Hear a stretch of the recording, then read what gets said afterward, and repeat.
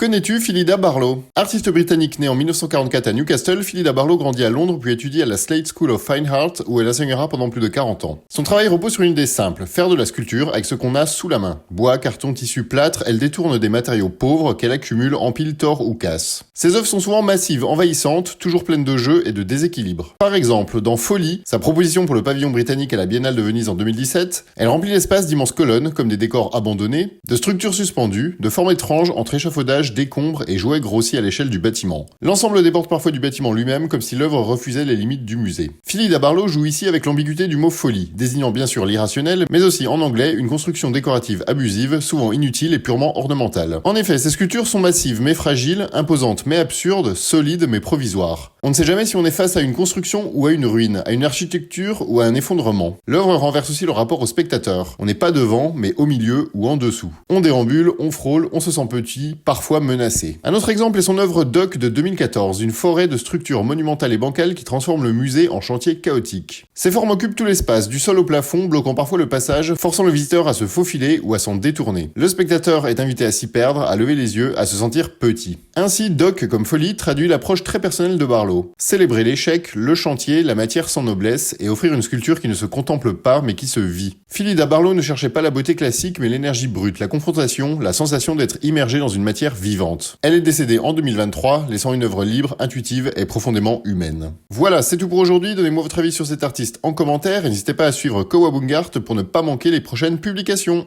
À bientôt!